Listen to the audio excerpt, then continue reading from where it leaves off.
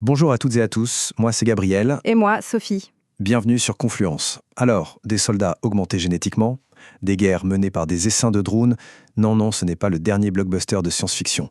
Aujourd'hui, on va décortiquer ensemble les nouvelles menaces pour comprendre à quoi pourraient bien ressembler les guerres de demain. Les questions qu'on voit ici, elles donnent un peu le vertige, c'est vrai. Mais derrière ces scénarios qui semblent complètement fous, eh bien, il y a une réalité qui est déjà en train de prendre forme, sous nos yeux. Alors accrochez-vous bien, on va voir comment l'imagination d'aujourd'hui est déjà en train de façonner les champs de bataille du futur. Pour se préparer au futur, il faut d'abord oser l'imaginer, y compris dans ses versions les plus sombres, les plus dérangeantes. Et c'est justement la mission d'une cellule assez unique en son genre au sein de l'armée française, la fameuse Red Team. L'idée, elle est à la fois simple et franchement assez radicale. On fait appel à des auteurs de science-fiction, des chercheurs, pour imaginer les pires scénarios possibles. Le but, ce n'est pas de prédire l'avenir, attention. C'est de mettre à l'épreuve nos capacités de défense contre des menaces qui, aujourd'hui, nous paraissent complètement délirantes. Et alors concrètement, ça donne quoi? Imaginez un peu. En 2032, une bactérie qui se met à dévorer tout le plastique et qui paralyse l'économie mondiale. Ou alors, en 2035, une guerre qui éclate pour le contrôle du lithium, ce métal indispensable à toutes nos technologies. Et puis en 2037, l'arrivée de ces fameux soldats augmentés. Chacun de ces scénarios, ce n'est pas une prédiction, c'est un stress test pour pousser nos stratégies dans leur dernier retranchement. Justement, arrêtons-nous une seconde sur ce concept de soldats augmentés. La Red Team les appelle les Neuro-Upgraded Warfighters. Il faut bien visualiser, on parle de soldats d'élite qui ne sont plus seulement surentraînés, mais carrément modifiés génétiquement, avec des implants dans le cerveau pour décupler leurs réflexes, leur perception. C'est une réflexion qui vient complètement brouiller la frontière entre l'humain et la machine sur le champ de bataille. Cette citation de Nicolas Minviel, elle résume parfaitement toute leur philosophie. Penser hors du cadre, ça ne veut pas juste dire être créatif.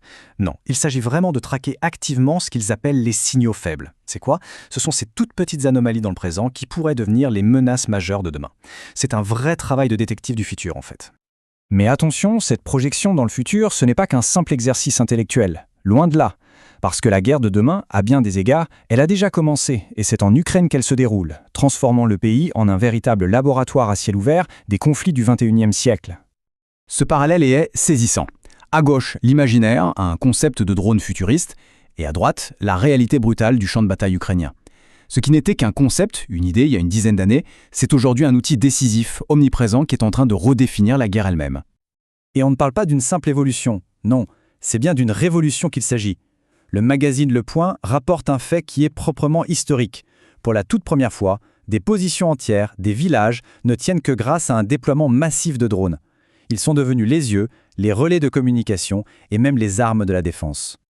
Pour bien comprendre cette nouvelle guerre, il faut s'intéresser aux détails. Prenez le brouillage par exemple. Ce n'est pas juste une petite interférence, c'est l'art de rendre un missile de précision qui coûte une fortune complètement aveugle en coupant son liège GPS. Et à l'inverse, une munition guidée par laser va atteindre sa cible avec une précision redoutable.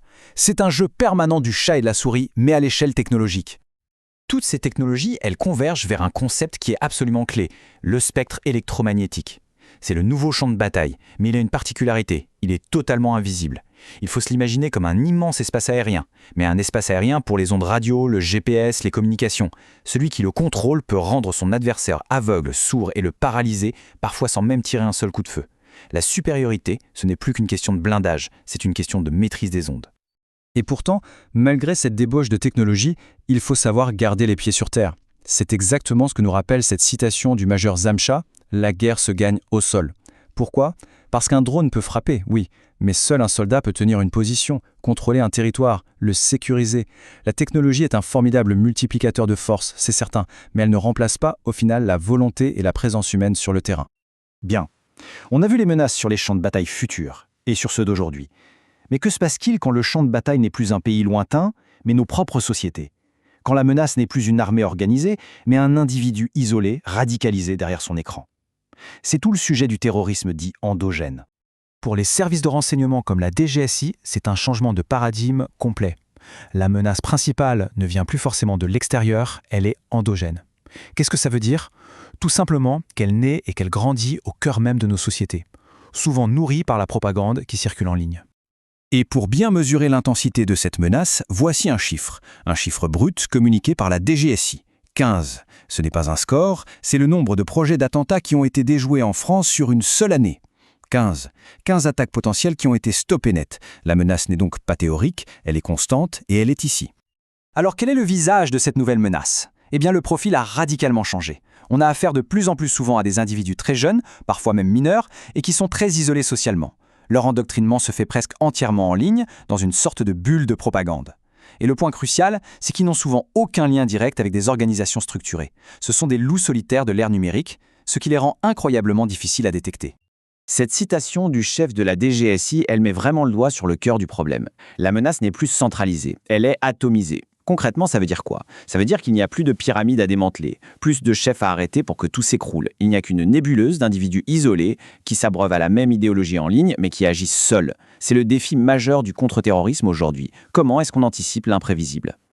Ce qu'on voit à travers ce parcours, c'est une profonde mutation de la notion même de menace. Elle part de scénarios de science-fiction, elle s'incarne ensuite dans les technologies de rupture sur le front ukrainien pour finalement se diffuser, se dissoudre au cœur même de nos sociétés. C'est une menace qui se nourrit à la fois de la puissance du numérique et de nos propres fractures sociales. La question finale, elle est donc immense et elle nous concerne absolument tous. Face à ces périls qui changent de forme en permanence, qui sont à la fois technologiques, militaires et sociaux, comment nos sociétés peuvent-elles s'adapter ? Comment construire une résilience collective face à des menaces qui, bien souvent, évoluent plus vite que nos défenses ? Le défi, lui, ne fait que commencer. Merci beaucoup d'avoir suivi ce décryptage sur Confluence. Si cette analyse vous a intéressé, n'hésitez pas à nous le faire savoir en commentaire et puis bien sûr, abonnez-vous pour ne pas manquer les prochains. À très bientôt.